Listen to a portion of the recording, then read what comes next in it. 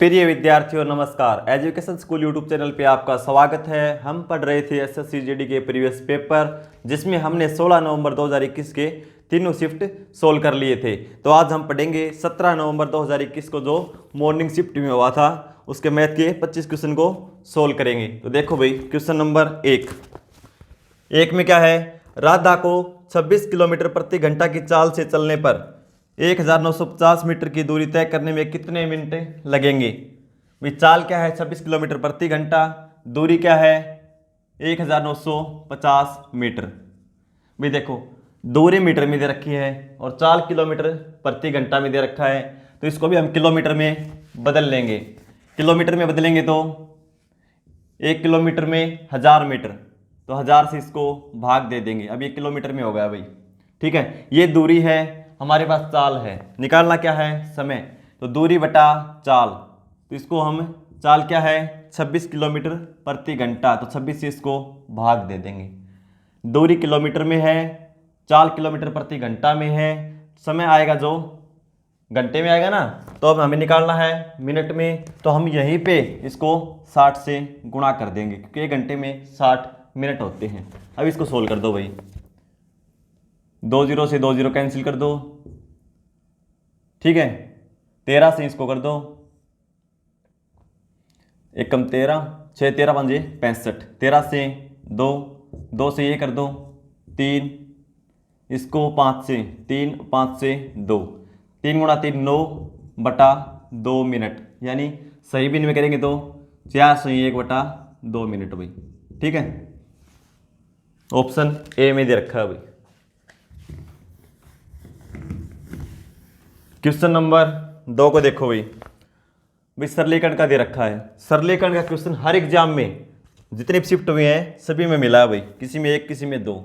तो पहला है 33/40 प्लस 1/5 बड़ी ब्रैकेट शुरू 4/5 माइनस 1/5 गुणा छोटी ब्रैकेट शुरू 7/8 माइनस 5/4 छोटी ब्रैकेट बंद, फिर बड़ी ब्रैकेट बंद, माइनस 4/5 का मान क्या होगा। भाई तो टाइप करने में देखो इस तरह ही टाइप हुआ ये, तो आप ये देख लेना क्वेश्चन, ठीक है। तो सबसे पहले ब्रैकेट को सोल्व करते हैं भाई। ब्रैकेट में कौन सी, सबसे पहले छोटी ब्रैकेट को सोल्व करेंगे। तो इसको सोल्व करेंगे तो क्या होगा, देखो इसका एलसीएम लेंगे तो 8, यह आ जाएगा 7, 4 से भाग देंगे 2, 2 को 5 से गुणा करेंगे 10, यानी 7 माइनस 10 माइनस 3/8। इसका मान कितना आएगा भाई -3/8, यानी -3/8 मान आएगा इसका भाई, इस ब्रैकेट का। अब देखो, अब बड़ी ब्रैकेट के अंदर जो भी उसको सोल्व कर लेंगे। 4/5 माइनस 1/5, बाहर निशान किस चीज़ का है, गुणा का, संख्या है -3/8 और यहाँ पे ब्रैकेट बंद है, ठीक है। ये मान हमने यहाँ लिख दिया। अब देखो ये हो जाएगा 4/5 माइनस, इनकी गुणा हो जाएगी -1 गुणा -3, अब की बार क्या हो जाएगा, ये प्लस हो जाएगा भाई, प्लस 3/8 गुणा 5 40, क्योंकि माइनस माइनस की गुणा प्लस हो जाएगी ना, ठीक है। अब इसको सोल्व कर देंगे।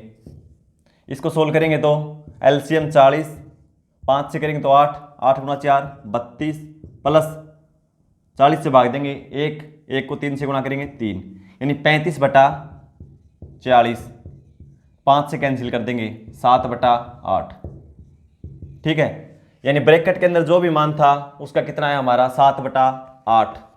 अब देखो, अब ब्रैकेट को खोल देंगे, बड़ी ब्रैकेट को, इस साइड चिन्ह कोई भी नहीं है तो क्या माना जाएगा, गुणा का, इस साइड दे रखा है माइनस का।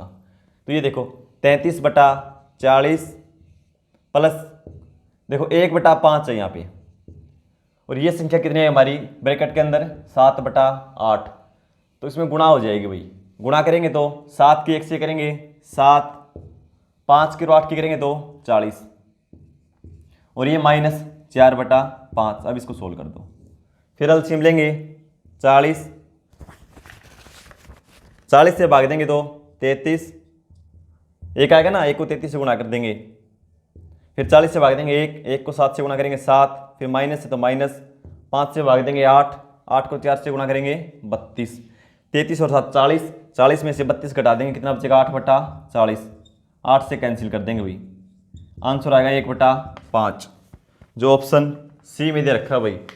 हर शिफ्ट में एक या दो क्वेश्चन जरूर मिलता है सरलीकरण का भाई, ठीक है। तो इस टॉपिक को अच्छे से पढ़ लेना। हम मंडे से स्टार्ट कर रहे हैं रीजनिंग और मैथ को कंप्लीट कराएंगे, बिल्कुल बेसिक से लेके और एडवांस तक।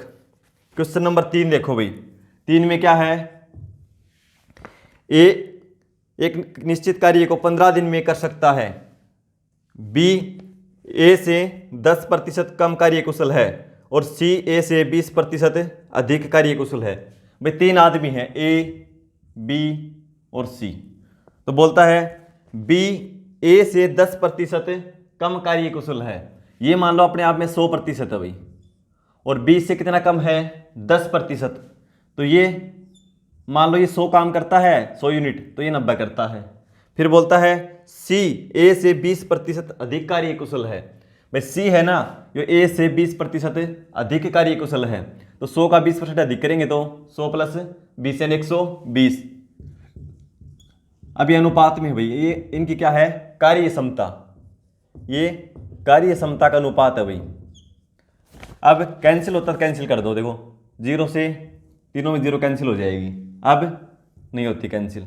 फिर क्या बोल रखा है इसमें कि ए एक निश्चित कार्य को 15 दिन में पूरा कर सकता है भाई, तो ए एक दिन में कितना काम करता है 10 यूनिट, और टोटल काम को कितने दिन में करता है 15 दिन में, तो इससे गुणा कर दो 15 को भाई, टोटल वर्क निकल आएगा, कितना है टोटल काम है हमारा 150 यूनिट यानी 150 यूनिट। फिर बोलता है तीनों ने 3 दिनों तक एक साथ मिलकर कार्य किया, तीनों ने एक साथ मिलकर 3 दिन तक कार्य किया भाई, तो तीनों मिलकर देखो एक दिन में कितना करेंगे 10 और 9 19 और 12 31, तीनों मिलकर एक दिन में काम करते हैं 31 यूनिट। कितने दिन काम किया 3 दिन, 3 से गुणा कर दो, टोटल हो गया 93 यूनिट काम इन्होंने 3 दिन में कर दिया। शेष काम कितना बचा 7, 15 में से 9 जाएंगे, 14 में से 9 जाएंगे 5, यानी 57 यूनिट काम अभी शेष है, 93 यूनिट इन्होंने कर दिया। फिर बोलता है शेष कार्य को डी द्वारा अकेले 9/1/2 दिनों में पूरा किया जाता है, ठीक है। 9/1/2 दिन यानी 2 × 9 18 और 19/2 दिन में पूरा किया जाता है शेष कार्य को, यानी 57 यूनिट डी कितने दिन में करता है 19/2 दिन में पूरा कर देता है, ठीक है। फिर बोलता है कि पूरा कार्य डी अकेला कितने दिन में कर देता, तो देखो भाई 57 यूनिट डी कितने दिन में करता है 19/2 दिन में, 1 यूनिट करेगा 19/2 और गुणा में इस साइड देखो 57 यूनिट 19/2 दिन में 1 यूनिट करेंगे तो 57 से भाग दे देंगे, इतने दिन में करेगा। और करवाना कितना है टोटल काम इससे, टोटल कितना था 150, तो 150 से गुणा कर दो, ठीक है।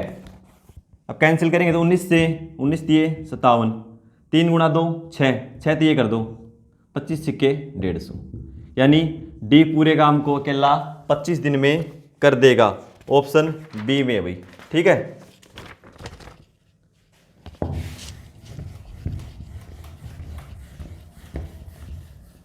क्वेश्चन नंबर 4 को देखो भाई, 4 में है यदि x का 25%, x का मतलब गुणा 25%, 25/100, ठीक है। x + 60 के 30%, यानी का मतलब गुणा 30%, प्रतिशत हटाएंगे तो बटा 100, 30% से 40 कम है भाई, ये x का 25%, x + 60 के 30% से 40 कम है, यानी ये 40 ज़्यादा है, ठीक है। यदि इसमें से मैं 40 घटा दूं तो अब क्या होगा, दोनों बराबर हो जाएंगे ना, भाई 40 अधिक था, 40 मैंने इसमें से घटा दिया, तो अब क्या है ये दोनों बराबर हैं। अब इनका एलसीएम ले लेंगे भाई, एलसीएम कैसे लेंगे, देखो ये माइनस में है, इसको बटा में 1 है, तो इनका एलसीएम आ जाएगा 100, तो इस 100 से सेम हो जाएगा 25x, ये हो जाएगा इसको बटे में सभी के 100 है ना, तो ये सेम रह जाएगा x + 60 गुणा 30, ठीक है, माइनस इसका बटा में 1 है तो 100 को 1 से भाग देंगे, 100 40 से गुणा करेंगे 4000, ठीक है। अब इसको सोल्व कर देंगे भाई, सोल्व करेंगे तो ये हो जाएगा 25x बराबर, इससे गुणा हो जाएगा 30 गुणा x 30x प्लस 60 गुणा 30 है 18, 1800 माइनस 4000, ठीक है। अब हमें x का मान निकालना है, इस साइड 30x प्लस में है, इस साइड आएगा तो माइनस में, और इस साइड पहले प्लस में 25x है, 30 में से 25 घटा देंगे, कितना बचेगा 5, और किस चीज़ का होगा 5, माइनस का, क्योंकि इस साइड आएगा तो ये 30 माइनस का हो जाएगा। इस साइड देखो फिर 1800 प्लस का है, 4000 माइनस का है, तो 4000 में से 1800 घटा देंगे, कितना बचेगा 2200, और किस निशान किस चीज़ का होगा, माइनस का, क्योंकि बड़ी संख्या माइनस की है, माइनस से माइनस कैंसिल, x का मान निकाल देंगे, इसको 5 से भाग दे देंगे, 5 से भाग देंगे तो 4 फिर 2 यानी 440 रुपये, ठीक है। जो 440 के आ गया x का मान आ गया भाई 440, ठीक है। फिर बोला है x माइनस 40 का 35% 120 से कितने प्रतिशत अधिक होगा, भाई क्वेश्चन को और आगे बढ़ा रखा है, यानी x माइनस, x का मान है 440 माइनस 40 और इसका 35%, तो पहले तो ये निकालो भाई, और 120 से कितने प्रतिशत अधिक है, भाई 120 से ये कितने प्रतिशत अधिक है, तो देखो ये कितना हो जाएगा, 440 में 40 घटाएंगे तो 400, 20 कैंसिल, 35 को 4 से गुणा करेंगे 70 और 140। अब ये बोल रखा है ये 120 से कितना प्रतिशत अधिक है, तो 120 से कितना अधिक है भाई, ये 20 प्रतिशत निकालना है, किससे अधिक है 120 से, तो 100 बटा में 120 प्रतिशत निकालना है तो गुणा में 100, 20 छिक्का 120, 2 से करेंगे 50 और 2 से 3, 50 बटा 3 यानी 16 से 2 बटा 3 प्रतिशत भाई, ऑप्शन सी में दे रखा है, ठीक है।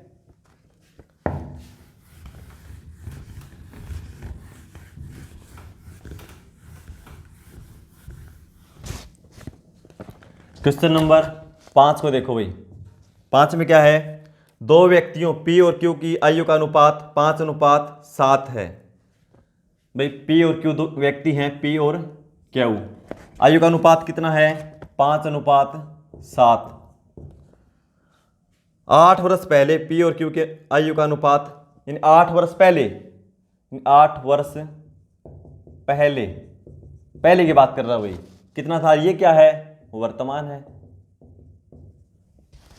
पहले अनुपात कितना था 7:13,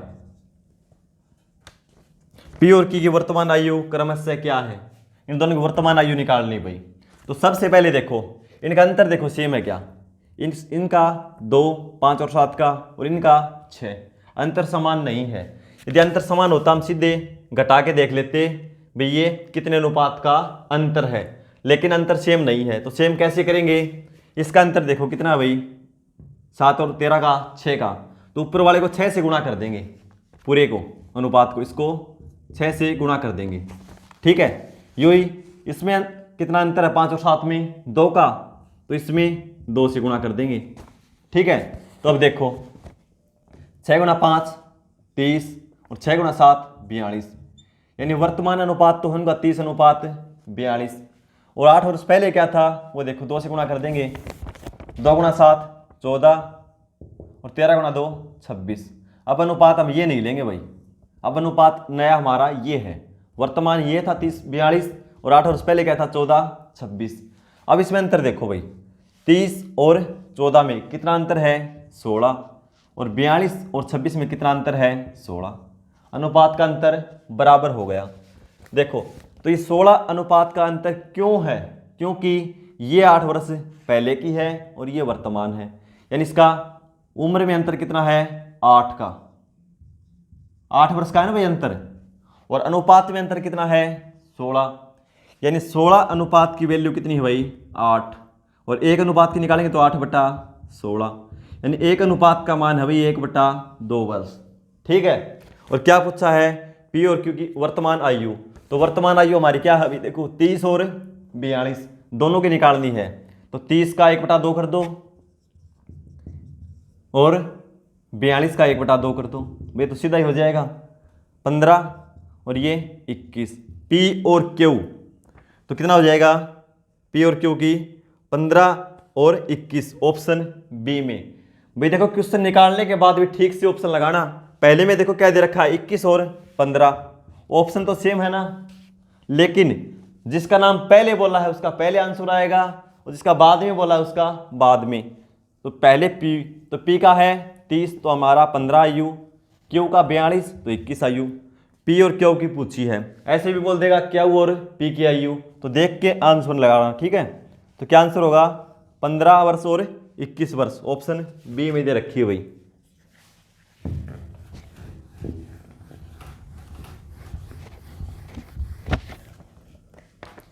क्वेश्चन नंबर 6 को देखो भाई, संख्या 2483 भाई, संख्या है 2483 को किस छोटी से छोटी संख्या को जोड़ने पर यह 3, 4, 5, 6 से पूर्णतः विभाज्य हो जाएगी। 3, 4, 5 और 6 ये बोल रखा है इस संख्या में छोटी से छोटी संख्या क्या जोड़ी जाए कि प्राप्त संख्या 3, 4, 5 और 6 से पूर्णतः विभाजित हो जाए। तो ऐसे क्वेश्चन में सबसे पहले इनका एलसीएम निकालना होगा भाई। इनका एलसीएम निकालेंगे तो कितना आ जाएगा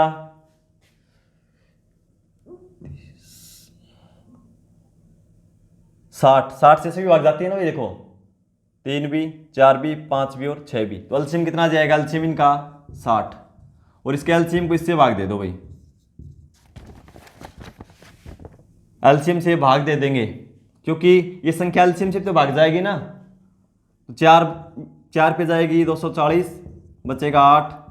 अब देखो लास्ट डिजिट जब हम नीचे उतार लें तो तब देखना, देखो 1 पे करेंगे तो क्या बचेगा, शेष बचेगा ना 23, यानी इसमें से हम 23 घटा दें तो ये प्राप्त संख्या इससे विभाज्य हो जाएगी सभी से। लेकिन घटाना नहीं है भाई, क्या है जोड़ना है। तो जोड़ना क्या करेंगे, एक बार जहां भी भाग जाता है उससे एक ज्यादा पर ले जाएंगे, एक बार जाता है ना तो हम 2 पर ले जाएंगे, तो कितना आ जाएगा 120। 83 में से 120 नहीं घटा सकते, लेकिन 120 में से 83 तो घटा सकते हैं। तो कितना आएगा 7 के 3, यानी हमारे पास 37 और होता, यानी यहाँ पे 120 होता तो इस संख्या पूर्णतः विभाजित हो जाती। तो उसके लिए हमें इसमें 37 जोड़ना होगा भाई, जो ऑप्शन बी में दे रखा है। ठीक है, बिल्कुल आसान क्वेश्चन। क्वेश्चन नंबर 7 को देखो भाई, एक ठोस बेलन की ऊंचाई और त्रिज्या के बीच का अंतर 23 है, यानी ऊंचाई है बेलन की और माइनस त्रिज्या कर दें तो कितना है 23। बेलन का संपूर्ण पृष्ठीय क्षेत्रफल 1628 सेंटीमीटर स्क्वायर है। तो बेलन की क्रमशः ऊंचाई और त्रिज्या क्या होगी भाई। बेलन क्या होता है, देखो सिलेंडर टाइप का होता है भाई, ये बेलनाकार है, ठीक है। ये बेलन है, नीचे इसकी परिधि है यानी त्रिज्या, ऊपर भी ये रेडियस यानी त्रिज्या, ठीक है। क्या पूछा, संपूर्ण पृष्ठीय टोटल सरफेस एरिया। तो क्या होता है भाई, देखो यदि वक्र पृष्ठीय पूछे तो इसके बार बार का निकाल लेते हैं क्षेत्रफल हम, ठीक है। संपूर्ण पूछे तो इसका टॉप का और इसकी सतह का भी इसमें जोड़ देते हैं भाई। और वो क्या दे रखा है 1628 सेंटीमीटर स्क्वायर। इसके क्षेत्रफल का सूत्र क्या होता है भाई 2 पाई आर 2 पाई भाई 22/7 लेना अनुमान 22/7 2 पाई आर का मान इसमें दे नहीं रखा भाई, तो हमने आर लिख दिया। 2 pi R into R plus H, ये सूत्र लगा दें तो क्या निकलेगा, बेलन का संपूर्ण पृष्ठीय क्षेत्रफल टोटल सरफेस एरिया। तो देखो इसको सोल्व कर देंगे हम। अब कैसे करेंगे सोल्व, देखो इसको पहले 22 से कैंसिल कर दो भाई, ऊपर ऊपर जो बराबर का निशान होता है बीच में तो कैंसिल कर सकते हैं, नीचे नीचे के आपस में कर सकते हैं, लेकिन चिन्ह बीच में गुणा का होना चाहिए। 22 से करेंगे तो 22 7 154, बचेंगे 8, 22 के 88, फिर 2 से करेंगे 37 दूनी 74, यानी यहाँ पे क्या बच गया, R into R plus H बराबर 37। 7 इस साइड भाग में है, इस साइड जाएगा तो गुणा में। ठीक है भाई। अब देखो एक तरीका तो ये है, हम यहीं से इसको सोल्व कर लेंगे। कैसे कर लेंगे, 37 भी एक अभाज्य संख्या है और 7 भी अभाज्य संख्या है, दोनों प्राइम नंबर हैं। ठीक है, इनके और टुकड़े हो नहीं सकते, इनका जो भी गुणनफल आएगा वो इसके बराबर है। ये दो संख्या मान लो, एक ये है और एक ये है, ठीक है, इनके बराबर है, तो इसको मान रख के देख लेंगे। देखो इसके टुकड़े और तो हो नहीं सकते, ये है आर, ये है आर प्लस एच, तो ये संख्या पता है भाई ये बड़ी मिलेगी, क्योंकि ये अकेला आर है, इसमें आर प्लस एच कर रखा है, एच का मान कुछ भी हो लेकिन इससे ज़्यादा होगा। ठीक है, तो हम क्या करेंगे, छोटी संख्या ये ले लेंगे 7 और ये इसका मान ले लेंगे 37 इसका। ठीक है, आर का मान हमने कितना लिया 7, तो यहाँ पे 7 रखेंगे, दोनों का कितना है 37, तो एच का कितना आ जाएगा 30। अब देखो भाई अंतर दोनों का है, 30 में 7 घटाएंगे तो 23, बिल्कुल ठीक है आंसर। ऑप्शन हो जाएगा हमारा ए, यानी 30 सेंटीमीटर एच है, पहले ऊंचाई पूछ रखी है 30 और फिर त्रिज्या 7। ठीक है, और इसको वैसे निकालोगे फार्मूले से तो इस समीकरण को हल करना पड़ेगा भाई। कैसे करना पड़ेगा, देखो ये है R into R plus H की जगह हम क्या रख सकते हैं भाई, देखो ये क्या है एच माइनस आर बराबर 23, आर को साइड ले जाएंगे तो प्लस, यानी एच बराबर 23 प्लस आर, तो यहाँ एच की जगह क्या रख लेंगे 23 प्लस आर बराबर, इसकी गुणा कर दो, 49 4 21 और 4 25। अब इसको सोल्व कर लेना भाई। ठीक है, समीकरण को हल करोगे तो भी आर का मान आ जाएगा 7 और फिर एच का निकाल देंगे। ठीक है भाई, 23 प्लस 7 30, लेकिन आपको ऐसे आसान पड़ेगा क्वेश्चन। क्वेश्चन नंबर 8 को देखो भाई, 8 में लिखा है एक दुकानदार ने 2600 रुपये अंकित मूल्य वाले एक टेबल फैन को 18% की छूट पर खरीदा। भाई अंकित मूल्य था 2600 रुपये, उसने कितने प्रतिशत छूट पे खरीदा, 18% छूट पे। दुकानदार ने खुद खरीदा भाई बेचने के लिए ये, तो पहले वो माल खुद भी तो खरीदेगा, उसने खरीदा, एमआरपी है उसके ऊपर 2600 रुपये और 18% डिस्काउंट पे खरीदा, तो कितने पे खरीदा, यानी अपने आप में 100% था, 18% छूट दे दी, कितने पे खरीदा 82% पे। ठीक है, तो इसका दुकानदार का क्रय मूल्य निकलाएगा इससे भाई, 82 की और 26 की गुणा कर देंगे, तो 26 गुणा 2 52 हासिल 5, 26 8 208 और 5 213, इतने रुपए में खरीदा इन्होंने। ये दुकानदार का है क्रय मूल्य, कॉस्ट प्राइस। फिर बोलता है इसने इसका अंकित मूल्य 2800 रुपये रखा और 15% छूट दी, तो उसे कितना लाभ होगा, यानी एमआरपी इसने क्या कर दिया उसके ऊपर 2800 रुपये कर दिया। जब बेचने लगा उसने क्या किया, उसके ऊपर 15% छूट दे दी भाई। 15% छूट मतलब यह अपने आप में 100%, 15 छूट दे देंगे तो यानी 85% पर बेच दिया। कैंसिल करेंगे तो 17 और ये 20, 0 से 0, 2 से करेंगे तो 140, 17 की और 140 की गुणा कर देंगे। कैसे करेंगे, देखो 0 17 चौके 68, 6 17 और 6 23, यानी इतने रुपए में उसने बेच दिया भाई, 2380 रुपये में बेच दिया।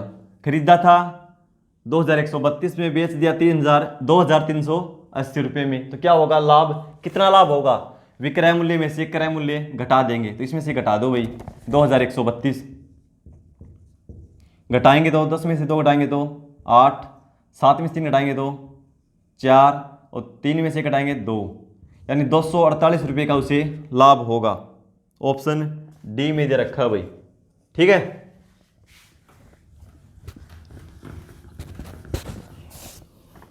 क्वेश्चन नंबर 9 को देखो भाई, 9 में लिखा है 1800 रुपये में एक वस्तु को बेचकर मिला लाभ उस लाभ की तुलना में 3 गुना है जो इसे रुपये 1350 में बेचकर प्राप्त होता है, तो वस्तु का क्रय मूल्य ज्ञात करें। ठीक है भाई, तो वस्तु का क्रय मूल्य मान लिया मैंने, क्रय मूल्य भाई x रुपये है। ठीक है, वो ये बोल रहा है 1800 में बेचते हैं ना, और दूसरा विक्रय मूल्य है 1350। भाई जो इस पर बेचते हैं ना, और जो इस पर बेचने से लाभ होता है उसका ये 3 गुना लाभ देता है। ठीक है, तो इसमें क्या है, क्रय मूल्य प्लस लाभ जुड़ा हुआ ना, ये विक्रय मूल्य है। तो इसमें से मैं क्रय मूल्य घटा दूं तो क्या बचेगा, लाभ। और इसमें क्या है, क्रय मूल्य प्लस लाभ, तो इसमें से मैंने क्रय मूल्य घटा दिया, अब क्या बच गया, लाभ। इसका बटे में कर दिया मैंने। ठीक है, कितना लाभ देता है ये 3 देता है लाभ, 3 गुना, तो ये 1 देता है। ठीक है भाई, ये विक्रय मूल्य, तो मैंने क्रय मूल्य घटा दिया, क्या आएगा, लाभ। क्रय मूल्य में से विक्रय मूल्य में से क्रय मूल्य घटा दिया, लाभ। और लाभ का अनुपात क्या है भाई, इससे 3 गुना लाभ देता है, तो मैंने रख दिया 3/1। ठीक है, ये क्रॉस मल्टीप्लाई कर दो, 1350 को 3 से गुणा करेंगे तो 0, 15, 1, 9 और 1 10, 3 1 4, 4050 माइनस 3x बराबर, ये सेम रह जाएगा भाई 1800 माइनस x। देखो इस साइड माइनस x है, इस साइड आएगा तो प्लस का, और इस साइड पहले माइनस 3x है, तो क्या बचेगा, माइनस 2x बराबर, इस साइड ये प्लस का है, उस साइड जाएगा तो ये माइनस का, और ये पहले से ही प्लस का है, तो ये इसमें से घट जाएगा। ठीक है, यानी क्या हो जाएगा, 4050 प्लस 1800। ठीक है, घटाएंगे तो क्या बचेगा भाई, 0, 5, 2, 2, यानी माइनस 2250। माइनस से माइनस कैंसिल हो जाएगा, x का मान चाहिए हमें, तो 2 से भाग कर देंगे, 1 1 2 5 रुपये। बिल्कुल सिंपल है भाई, देखो ये छोटा क्वेश्चन था बिल्कुल। ठीक है, यानी 1125 रुपये। इसके बिना भी हम निकाल सकते थे, कैसे निकालते, देखो ऑप्शन डी में है भाई 1125।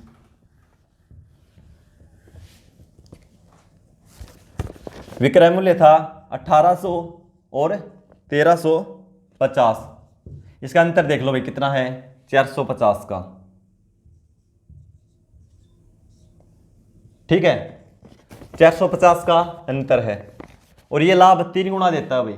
ठीक है, तो 1 गुना तो इसमें भी शामिल है भाई, 1 गुना तो इसमें भी शामिल है, तो ये कितना है, 2 गुना, 2 से भाग दे देंगे, कितना आएगा, 225। यानी ये लाभ देता है 225, क्योंकि ये इसका 3 गुना है। या तो 225 को 3 से गुणा करके इसमें से घटा दो, या 225 1350 में से घटा दो, इसमें से घटाएंगे क्या आएगा आंसर, 1125, सीधा भी निकल आएगा भाई। ठीक है, क्वेश्चन नंबर 10 को देखो भाई। 10 में लिखा है, दो संख्याएं 9:11 के अनुपात में है, इनका HCF 23 है, तो दोनों संख्याओं में कितना अंतर है। भाई संख्या है 2, 9:11। ठीक है, अनुपात में हो तो हम इसे देखो x मान लेंगे एक बार, HCF निकालना है तो। ठीक है, हमें इसका ज्ञात करना है HCF। HCF कितना निकलेगा इसका, इन दोनों में कॉमन क्या है, 11x 9x, क्योंकि HCF क्या होता है, अधिकतम कॉमन संख्या होती है, कॉमन गुणनखंड वही निकलता है। तो कॉमन क्या है दोनों में, x है ना, और किसी नंबर से भाग होती है नहीं है, तो HCF कितना होगा इसका x। और इसने कितना बोल रखा है भाई, HCF 23, ये बोल रहा है कि HCF 23 है, तो ये भी तो HCF है, तो x का मान कितना हो गया, 23। ठीक है, अंतर पूछा है, इन दोनों में कितना अंतर है, 2x का। ठीक है, और x का मान कितना है, 23, तो 2 गुणा 23, संख्याओं का अंतर कितना हो जाएगा भाई, 46। ठीक है, जो ऑप्शन बी में है भाई।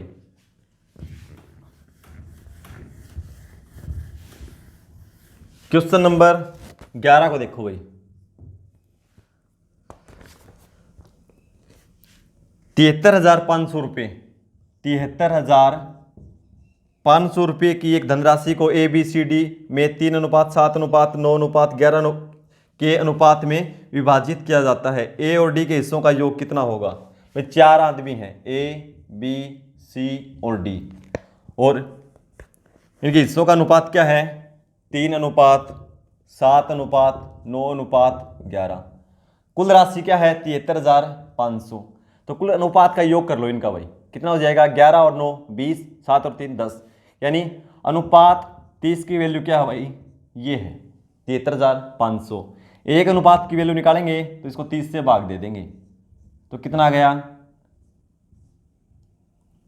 3 दूनी 6, बचेगा 1, 3 चौके 12, 3 पंजे 15। एक अनुपात की वैल्यू हुई 2450 रुपये। एक अनुपात का मान है 2450 रुपये। ये बोलता है ए और डी के हिस्सों का योग, तो दोनों का जोड़ दो भाई। ये 11 अनुपात है, ये 3 अनुपात है, कितना है? 14 अनुपात। तो एक अनुपात का मान है 2450, 14 से इसको गुणा कर दो भाई। 14 0 0, 14 5 70, 7, 14 तो 56 और 7 63, 6, 14 दूनी 28 और 6 34, 34,300 रुपये। ऑप्शन डी में दे रखा है भाई, ठीक है, बिल्कुल सिंपल क्वेश्चन है। क्वेश्चन नंबर 12 को देखो भाई।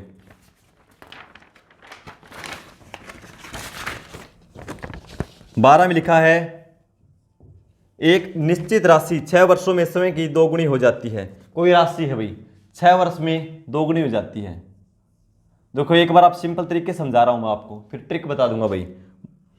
6 वर्षों में स्वयं की 2 गुनी हो जाती है। मान लो मूलधन था 1 रुपये, समय है 6 वर्ष,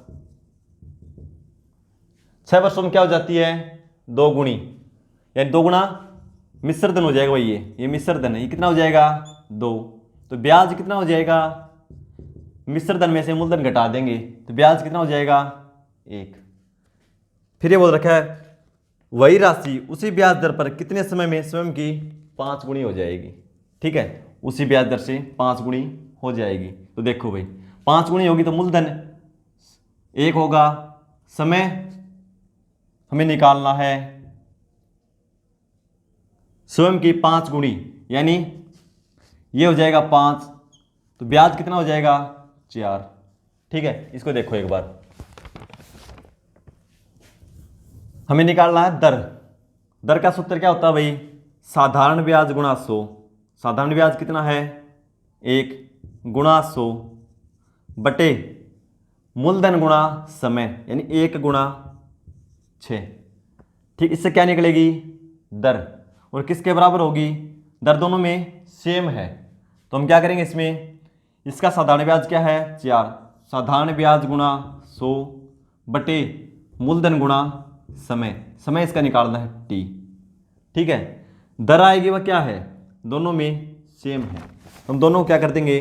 बराबर कर देंगे भाई। ठीक है, ये खाली आपको समझाने के लिए था भाई, ये सवाल ये है। ठीक है, अब देखो 100 से 100 कैंसिल, क्रॉस मल्टीप्लाई कर देंगे t को, तो t आ जाएगा 6 गुणा 4 24। कितना आ जाएगा भाई? 24 वर्ष। ठीक है, कुछ भी नहीं, सिंपल क्वेश्चन बिल्कुल। ठीक है, ट्रिक क्या होती है भाई? तो ट्रिक बन जाएगी इसकी,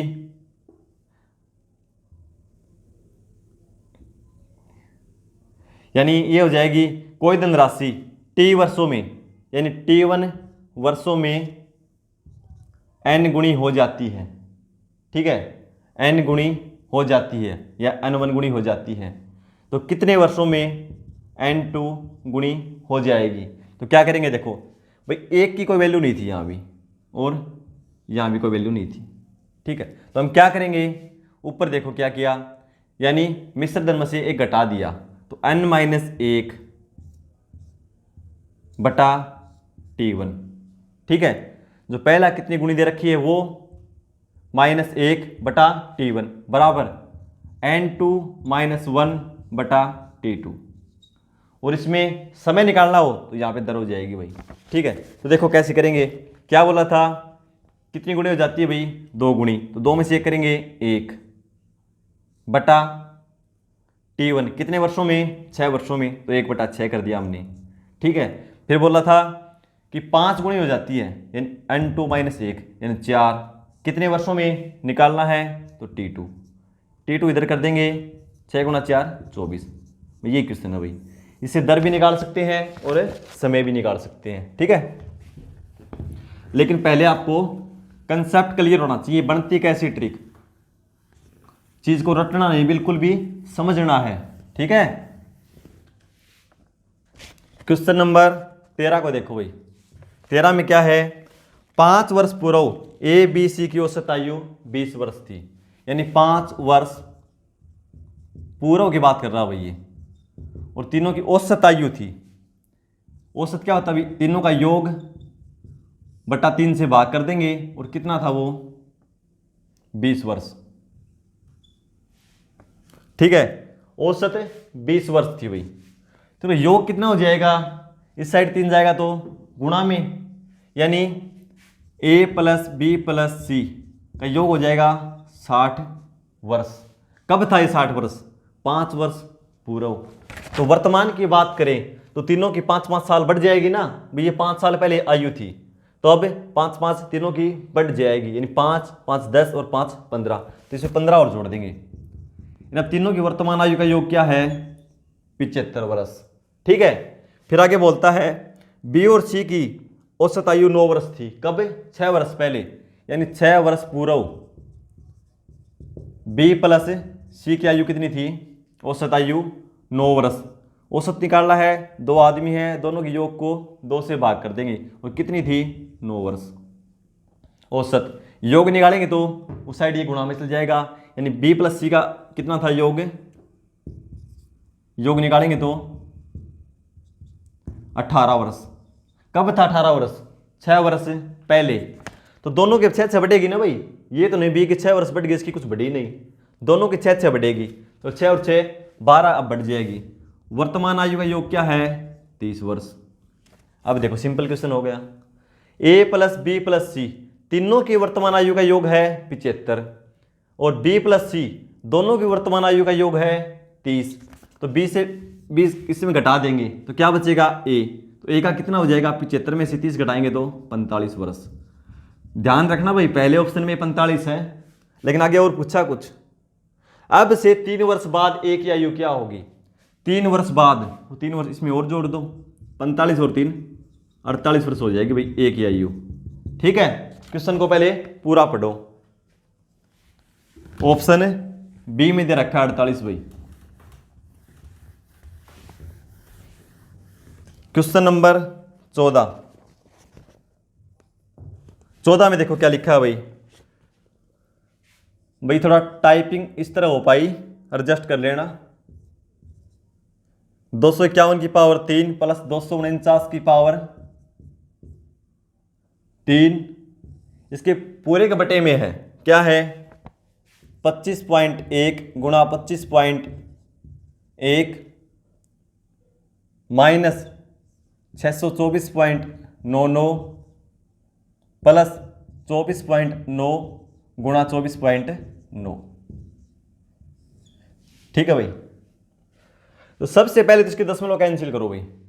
दशमलव कैंसिल कैसे करेंगे, तो देखो ये गुणा में है, एक अंक के बाद एक अंक के बाद, जब गुणा होगी इनकी तो दशमलव मिलेगी 2 अंकों के बाद, तो इसलिए बटा में 100 कर दिया। इसकी दशमलव उठाएंगे तो बटा में हमने 100 कर दिया, इसकी दशमलव उठाएंगे तो बटा में हमने 100 कर दिया। फिर आगे बोला है का मान 5 गुणा 10 की पावर k है, ठीक है।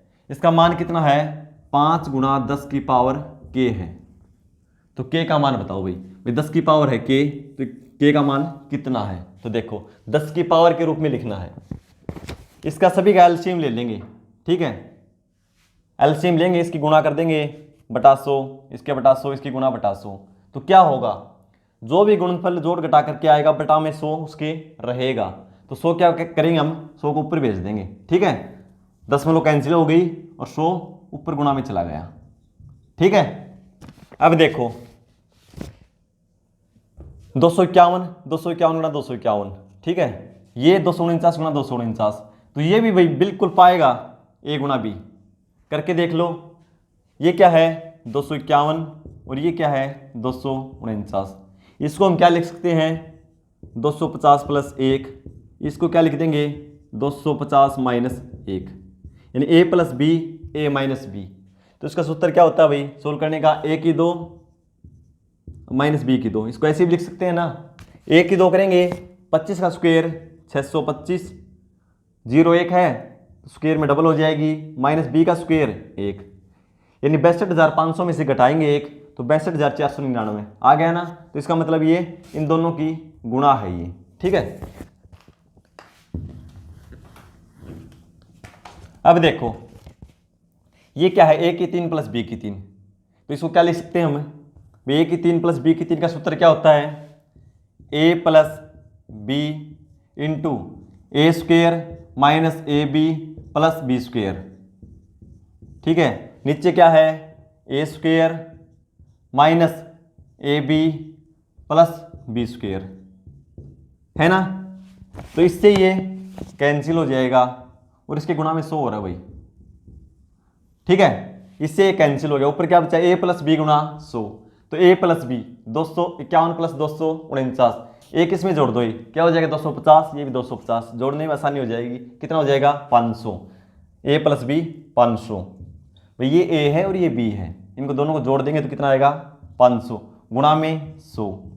तो हमें लिखना है 5 गुणा 10 की पावर कितनी होगी, तो इसको हम 5 ले लेंगे गुणा में 100, ये 2 जीरो इसके साथ लगा देंगे, ठीक है।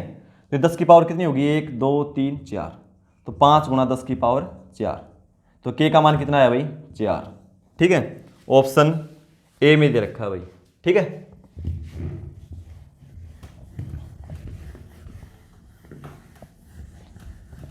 क्वेश्चन नंबर 15 को देखो भाई, 15 में क्या दे रखा है, एक कारखाने में 144 दिनों में एक निर्धारित संख्या में वस्तुओं के निर्माण के लिए 56 मशीनों की आवश्यकता है, उसी संख्या में वस्तुएं 96 दिनों में बनाने के लिए कितनी मशीनों की आवश्यकता होगी। भाई ये M1 D1 वाला है, M1 इंटू D1 बराबर M2 इंटू D2, ठीक है। M1 आदमी या मशीनें की बात है, तो कितने मशीन है, 144 दिन में काम करवाने के लिए 56 मशीनों की आवश्यकता है, यानी M का मान 56 और दिन कितना है 144। फिर बोल रहा है कि इस काम को 96 दिन में करवाना है तो कितने मशीनों की आवश्यकता होगी, तो M2 गुणा 96, इसको कैंसिल कर दो भाई, करेंगे तो 24 से चौके 96 और 24 सिक्के 144, ठीक है। 4 से करेंगे तो 14 चौके 56, ठीक है। अब क्या बच गया M2 का मान क्या हो जाएगा 14 छिक्के 84, यानी 84 दिन, ऑप्शन ए में है भाई।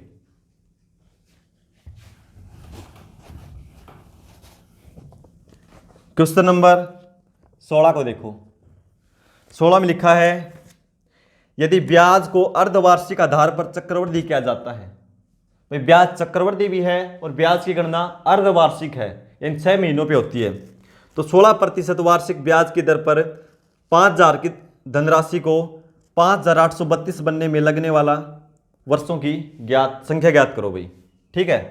तो देखो जब भी दर कितना है 16%, टाइम हमें निकालना है, मूलधन दे रखा है 5,000 और मिश्रधन दे रखा है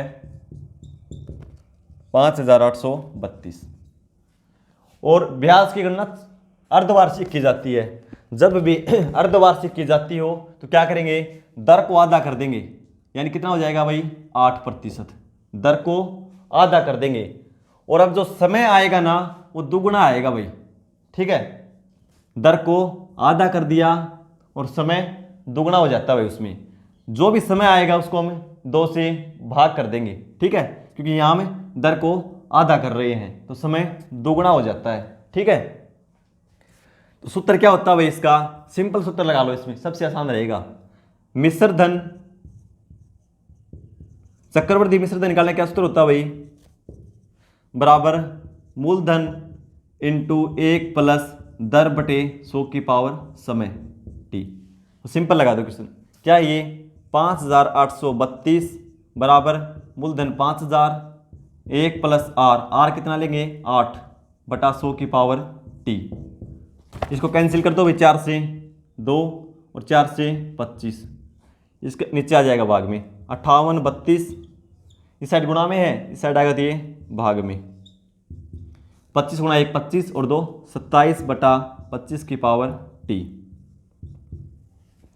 अब इसको कैंसिल कर दो भाई, 8 से कैंसिल कर देंगे, क्या पता चला मुझे 8 से भाग जाएगा, अंतिम 3 अंक या तो शून्य हो या 3 8 से भाग जाने वाले हो, तो पूरी संख्या 8 से भाग जाएगी। और ये साफ दिख रहा है, 8 एकम 8 8 चुके 32, ठीक है, तो ये 8 से भाग जाएगी पूरी संख्या। 8 से 48 2 8 दूनी 16 4 8 5 40 8 7 56 2 8 दूनी 16 7 और 8 9 72 729 बटा 625। ये भाई किसका स्क्वायर होता है, ये 27 का स्क्वायर और ये 25 का स्क्वायर। अब कैंसिल नहीं हो रहा ना, तो इसको लिख सकते हैं हमें 27 बटा 25 का स्क्वायर और बराबर है 27 बटा 25 की पावर t। जब दोनों बेस समान हो तो पावर भी समान होती है, 27 बटा 25 27 बटा 25, तो t का मान कितना हो जाएगा 2 वर्ष। t का मान 2 वर्ष है भाई, समय 2 वर्ष है, लेकिन मैंने क्या बताया था, जो भी समय आएगा उसको 2 से भाग दे देंगे, क्योंकि दर को हमने यहाँ पे आधा किया था तो समय दोगुना हो जाता है, ठीक है, तो 2 से भाग कर देंगे तो 1 वर्ष। समय कितना है 1 वर्ष, क्योंकि ब्याज की गणना 1 वर्ष में 2 बार हो जाएगी ना, 6 महीनों में होती है, ठीक है, तो ऑप्शन इसका बी है भाई। देखो भाई क्वेश्चन यही था, इतना ही, ये है ना, मैंने इसलिए लिखा है ताकि आपको समझ आ जाए।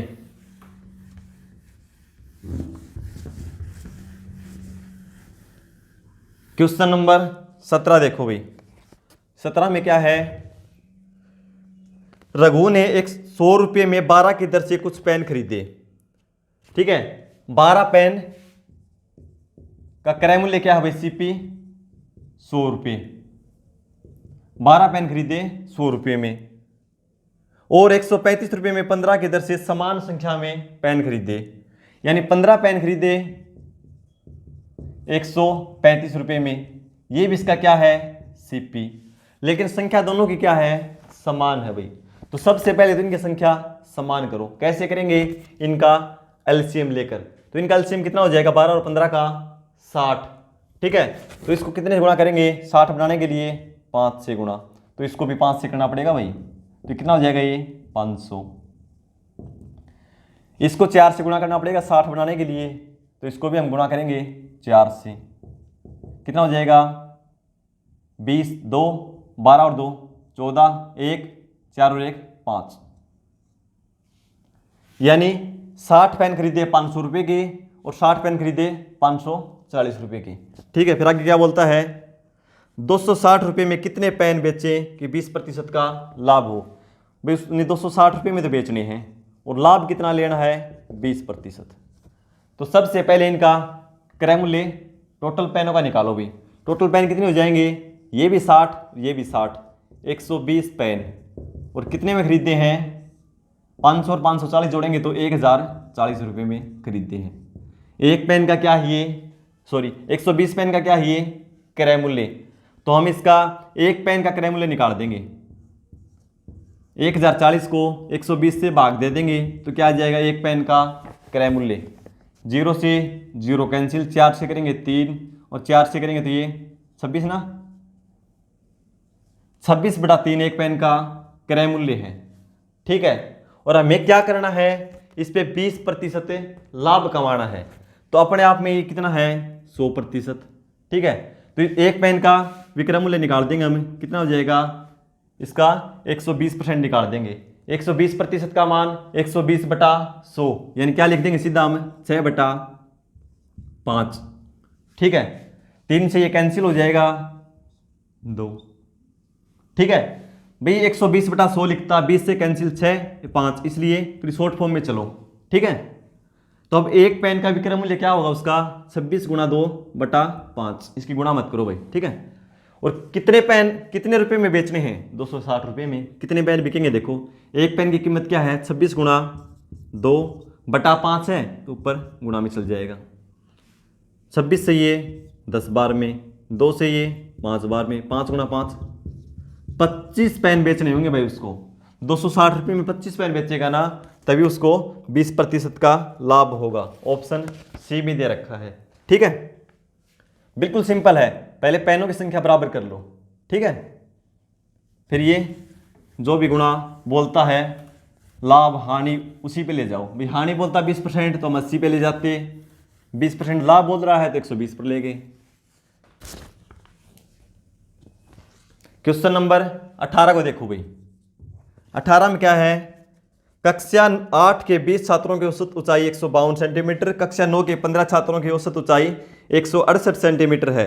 दोनों कक्षाओं के छात्रों की औसत ऊंचाई निकटतम सेंटीमीटर में कितनी है? तो देखो भाई 8वीं कक्षा है, कक्षा 8 के छात्रों की औसत ऊंचाई कितनी है?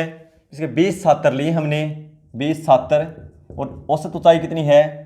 152 सेंटीमीटर। और कक्षा 9 के कितने छात्र लिए हमने भाई? 15 छात्र, और इनकी औसत ऊंचाई कितनी है? 168 सेंटीमीटर। ये कह रहा है कि दोनों कक्षा के छात्रों को मिला दें तो कुल औसत ऊंचाई क्या होगी? तो इनका योग निकाल देंगे भाई। इसको 20 से गुणा करेंगे तो 0, 152 गुणा 2 304, 3040 सेंटीमीटर। और इसको 15 से गुणा कर देंगे, 15 8 120, 12 90 और 12 102, 10 15 और 10 25। अब देखो कुल छात्र कितने हो गए? 20 और 15 35 छात्र। कुल ऊंचाई 0 6 5 5 5560 सेंटीमीटर। अब इसको इससे भाग दे देंगे भाई, 55 60 को 35 से भाग दे देंगे। कितने पे कैंसिल होगा? 5 पे। ये 7 और ये 5 से 1 1 1 2। अब ये 7 से भाग, इसको 7 से भाग कर दो अब। ठीक है, 7 को एक बार में 7 बचेगा 4, 7 5 35 बचेगा 6, 7 8 56 बचेगा 6, 7 8 फिर 56। ठीक है, कितना? 108 158.8 निकटतम उसमें पूछा भाई, निकटतम सेंटीमीटर में। ठीक है, तो किसके निकट है ये देखो। जब भी संख्या पॉइंट के बाद 5 या 5 से ज्यादा हो और आंसर पॉइंटों में नहीं दे रखा हो तो उससे एक संख्या आगे बढ़ जाती है। जैसे ये लिख दिया 156 पॉइंट, मैंने 6 लिख दिया, तो इसको हम क्या लिख सकते हैं भाई? निकटतम में 7, क्योंकि ये 5 से बड़ी है ना, तो यानी 57 के निकट है ये। ठीक है, तो इसी तरह क्या है, ये 0.8 आगे कुछ और भी आएगा, तो ये निकट किसके है? 159 के, न कि 158 के। तो कितना आंसर हो जाएगा? 159, जो ऑप्शन बी में दे रखा है भाई।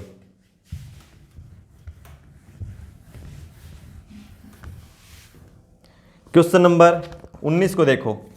19 में क्या है, यदि x का मान y की तुलना में 12.25% अधिक है तो y का मान x की तुलना में लगभग कितने प्रतिशत कम है?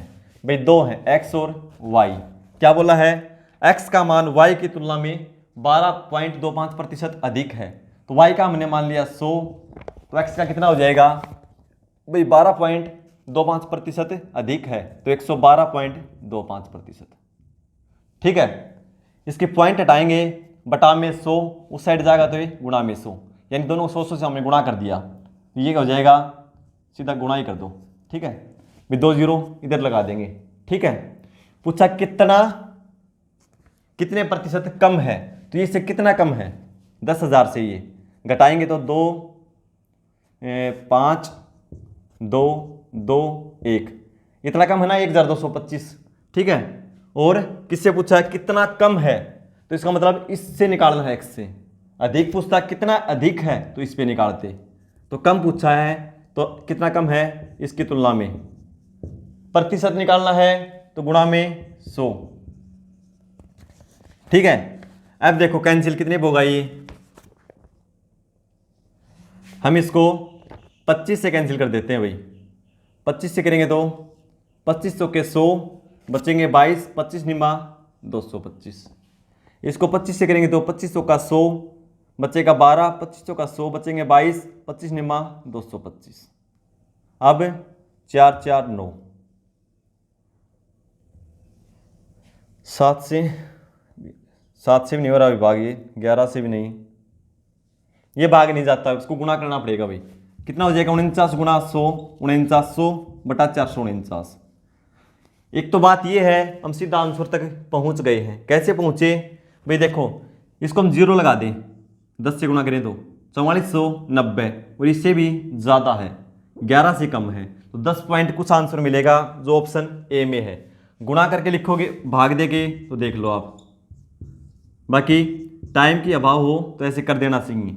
1 पे 449, 1, 8 में 4 जाएंगे 4, फिर 0 उतारेंगे, अब भाग नहीं जाएगा 0, फिर पॉइंट, देखो 10 के बाद 1 में ही है भाई, ठीक है, फिर 0 उतारेंगे तो लगभग ये 10 पे होता है 4490, 9 पे जाएगा भाई, 9 ने 81, 8, 36 और 8 44, 4, 36 और 4 40, ठीक है, तो 10.9% भाई ऑप्शन ए में दे रखा है।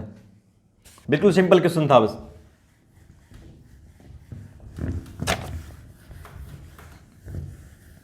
क्वेश्चन नंबर 20 को देखते हैं भाई। 20 में क्या है, एक व्यक्ति ने 50,000 रुपये में 2 मोबाइल फ़ोन खरीदे। भाई 50,000 रुपये उसके पास थे, 2 मोबाइल फ़ोन खरीदे, उसमें से एक को 15% लाभ पे, दूसरे को 20% हानि पे। एक को 15% लाभ यानी प्लस 15%, दूसरे को माइनस 20% यानी उसको हानि पर बेच दिया।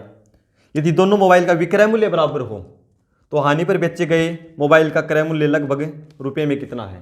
तो देखो भाई इसका हम है ना भाई, क्या करते हो आप, इसका एक का एक्स मान लिया, एक का एक्स माइनस, इसमें से एक्स घटा दिया, 50,000 माइनस एक्स, ऐसे मत करो, ऐसे कैलकुलेशन थोड़ी लंबी हो जाएगी। तो हम क्या करेंगे, दोनों को अलग अलग मान लिया, लाभ पर बेचा गया उसको एक्स मान लिया, हानि पर बेचे गए उसको वाई मान लिया।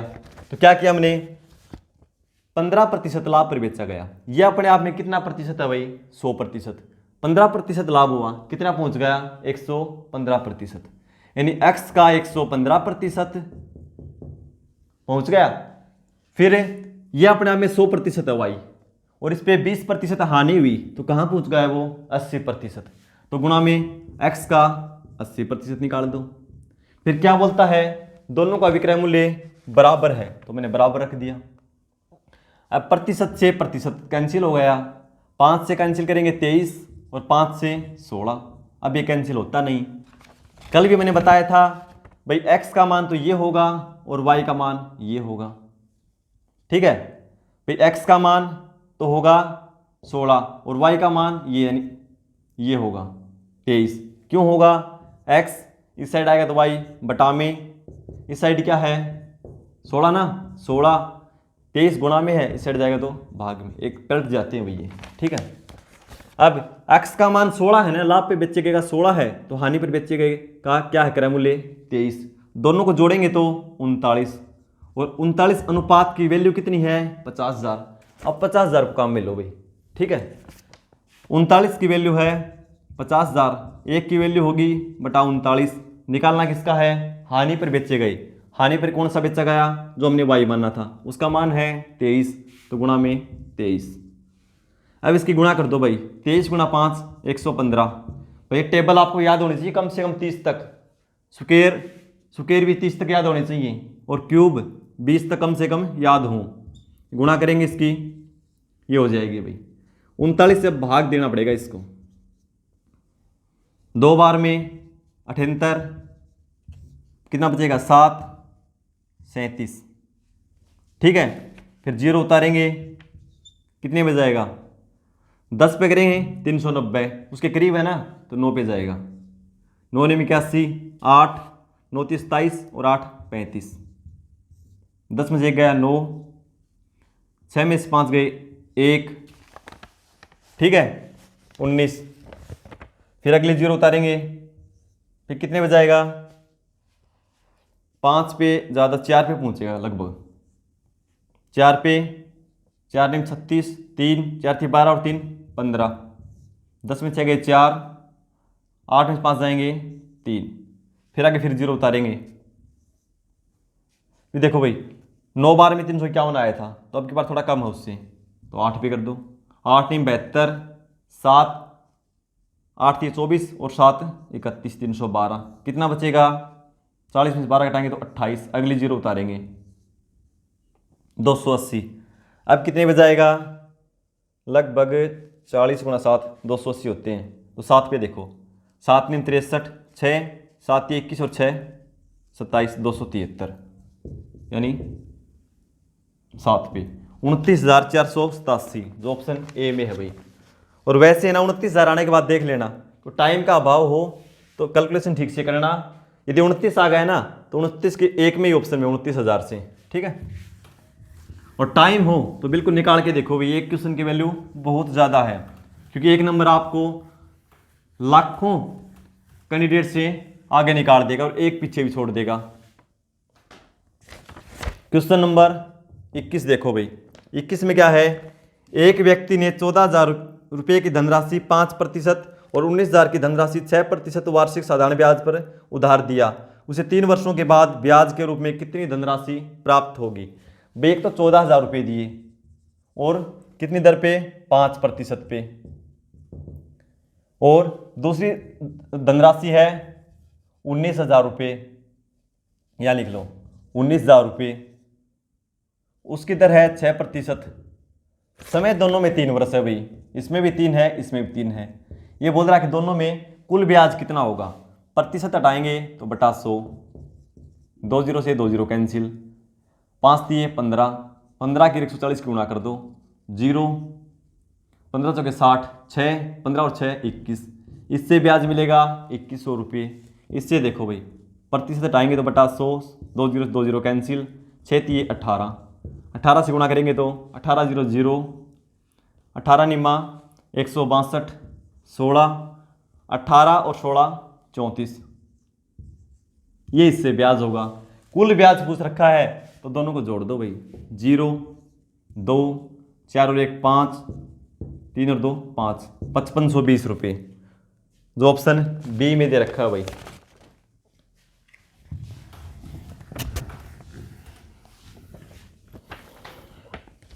क्वेश्चन नंबर 22 का देखो भाई। 22 में क्या है? एक वस्तु का अंकित मूल्य 550 रुपये है। भाई अंकित मूल्य कितना है? 550 रुपये। इसके अंकित मूल्य पर 15% एक्स प्रतिशत, यानी 15% एक्स प्रतिशत और 20% के 3 क्रमिक छूट देने के बाद 317.90 रुपये में बेचा जाता है। यदि इसे 2x प्रतिशत की एकल छूट पर बेचा होता तो इसका विक्रय मूल्य कितना होगा? तो सबसे पहले भाई x का मान निकालना होगा। कैसे निकालेंगे? देखो अंकित मूल्य 550 रुपये है, यह अपने आप में 100% है, ठीक है। इस पे पहली छूट कितनी दी गई? 15% छूट देंगे तो इसका मूल्य क्या हो जाएगा? 85%। 85% का मतलब कितना होता है भाई? 85 बटा 100, 5 से कैंसिल हम यहीं कर देंगे, यानी 17 बटा 20 लिख दो भाई। देखो 85% लिखेंगे बटा 100, 5 से कैंसिल करेंगे 17 बटा 20। ये आपको ध्यान होना चाहिए, कैलकुलेशन छोटी हो जाएगी फिर, ठीक है। दूसरा क्या है? एक्स प्रतिशत, इसका मान हमें निकालना है। तो क्या करेंगे? 100 में से घटाएंगे ना एक्स, ये मूल्य अपने आप में अब क्या हो गया? 100%, ठीक है। इस पे एक्स प्रतिशत छूट दी गई तो 100 में से एक्स हमने घटा दिया, प्रतिशत हटाया तो बटे में 100 कर दिया, ठीक है। अब ये अपने आप में 100% हो गया। फिर 20% की फिर छूट दी गई, कहाँ पहुंच गई वो? 80% पे। 80% का मान क्या होता है? 80 बटा 100, यानी 4 बटा 5 लिख दो। और फिर उसका मूल्य क्या हुआ? 317.90। पॉइंट हटाया हमने, पॉइंट के बदले में 1 लिखा, आगे 2 अंक हैं, 2 2 शून्य लिख दिए। इसको कैंसिल कर लो एक बार आप यहीं पे, इससे एक्स का मान निकल आएगा। कुछ नहीं भाई, क्वेश्चन इतना ही है, बस कैलकुलेशन है खाली। देखो 100 से हम इसको 100 कैंसिल कर देंगे, ठीक है। 0 से ये 0 कैंसिल कर देंगे, 5 से 11, 2 से ये 2 कर देंगे, ठीक है। अब ये इस साइड गुणा में है, ये इस साइड है, तो कैंसिल आपस में हो सकते हैं, क्योंकि ये गुणा में है, इस साइड जाके भाग में आएंगे। तो हमें ज़्यादा लिखने के बजाय यहीं पे इसको भाग कर देते हैं भाई। 11 से भाग करेंगे तो देखो क्या आएगा, 11 से कैंसिल हो जाएगा ये, 11 दूनी 22 बच गए 9, 11 अठे 88 बच गए 9, 11 निन्यानवे 99 और 0। फिर 17 से भी कैंसिल हो जाएगा ये, क्योंकि 17 का स्क्वायर कितना होता है 289, 0 साथ में लगा देंगे। फिर 2 से कैंसिल हो जाएगा ये 85। तो अब देखो इस साइड क्या बचा 100 माइनस एक्स और उस साइड 85। ठीक है, अब ये मान किसका निकालना हमें, एक्स का। तो एक्स उस साइड जाएगा, सॉरी भाई, एक्स उस साइड जाएगा तो प्लस का हो जाएगा, ये 85 प्लस का है, इस साइड आएगा तो माइनस का हो जाएगा। 100 में से 85 घट जाएगा, कितना बचेगा 15। एक्स का मान कितना है 15%। फिर आगे सिंपल है क्वेश्चन, क्या पूछा है, यदि 2x% की एकल छूट पर बेचा होता तो इसका विक्रय मूल्य क्या होता भाई। यानी इसका अंकित मूल्य क्या था 550 और 2x का मान कितना है 15, तो 2x का कितना हो जाएगा 15 गुणा 2, यानी 30% छूट पे बेचा होता तो इसका विक्रय मूल्य क्या होता। तो देखो हमें निकालना है विक्रय मूल्य, न कि छूट। छूट निकालना होता तो 30% निकाल दो, इसका निकालना क्या है विक्रय मूल्य, तो 30% छूट देता है, यह अपने आप में 100%, तो 100 में से 30 घटा देंगे तो इसका 70% निकाल दो भाई। 0 से 0 कैंसिल, 55 को 7 से गुणा कर दो, 7 5 35, 3 7 35 और 3 38, यानी 385 रुपये में वो उसको बेचता। ठीक है, ऑप्शन बी है भाई।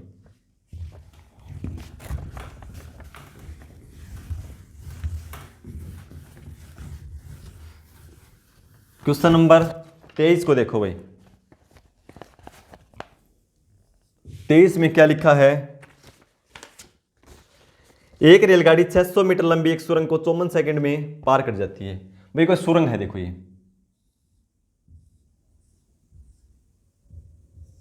ये कोई सुरंग है, ठीक है, इसको वो 54 सेकंड में पार कर जाती है।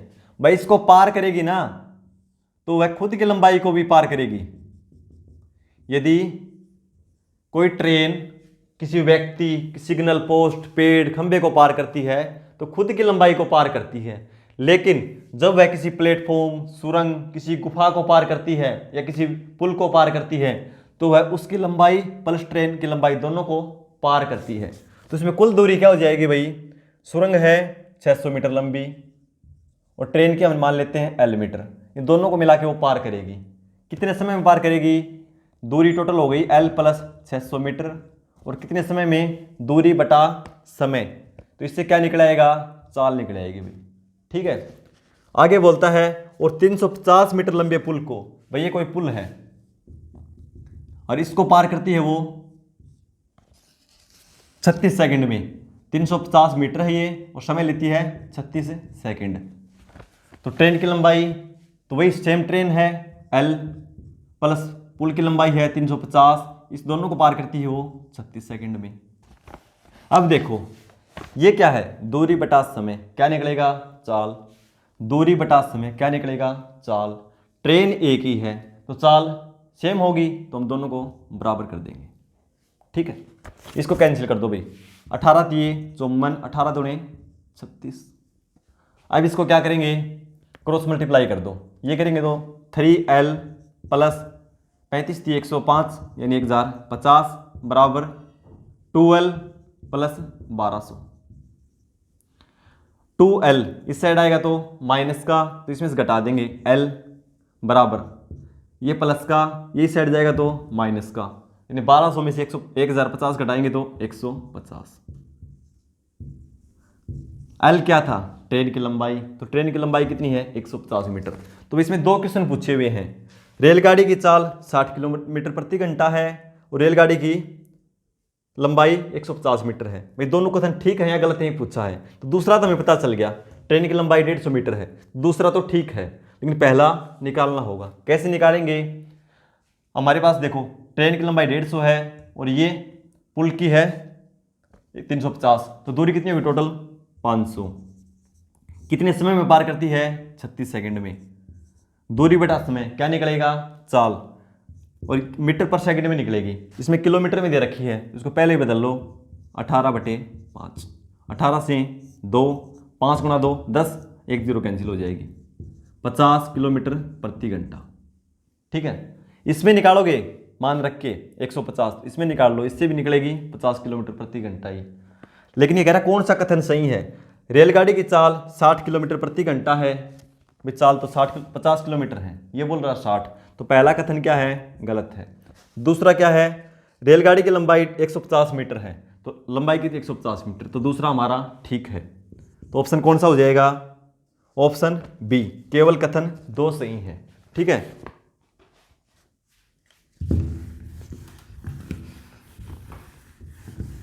क्वेश्चन नंबर 24 में देखो क्या है भाई, पाइप ए और बी भरी हुई टंकी को क्रमशः 15 मिनट और 20 मिनट में खाली कर सकते हैं। 2 पाइप हैं भाई ए बी, ये 15 मिनट में भाई माइनस लगा लो पता चल जाएगा, और ये 20 मिनट में खाली कर सकता है। जबकि अकेले पाइप सी खाली टंकी को 8 मिनट में भर सकता है। सी क्या करता है भाई? भरता है, और कितने मिनट में? 8 मिनट में। इसको प्लस लिख लो, ध्यान रहेगा। ठीक है, यदि पाइप ए बी सी को एक साथ खोला जाता है तो टंकी कितने घंटों में भर जाएगी? इसका एलसीएम ले लो भाई, 20 और 15 का 60, लेकिन 8 से भाग नहीं जाएगा पूरा पूरा, तो दुगना कर लो 120। 15 से करेंगे 8 बार में, 20 से करेंगे 6 बार में, और 8 से करेंगे 15 बार में।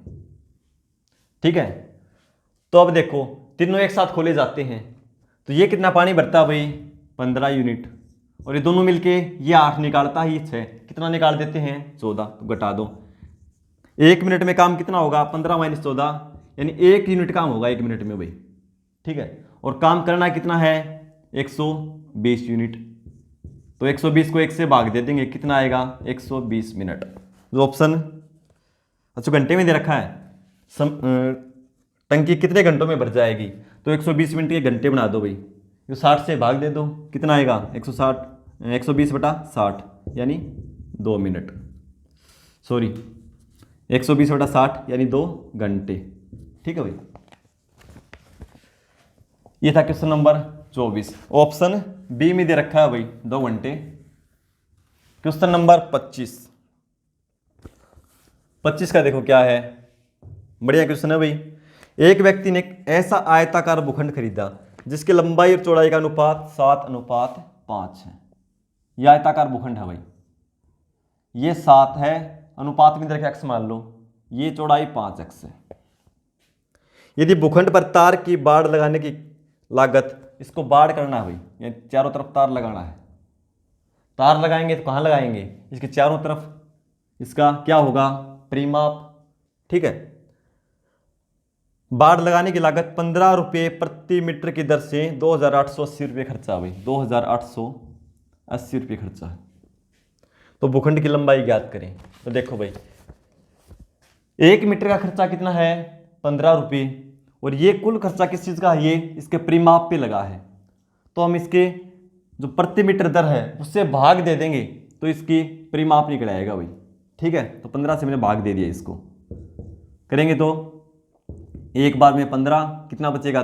13, 15 नहीं में 135 बचेगा, 3, 15 दूनी 30, 192 आ जाएगा भाई।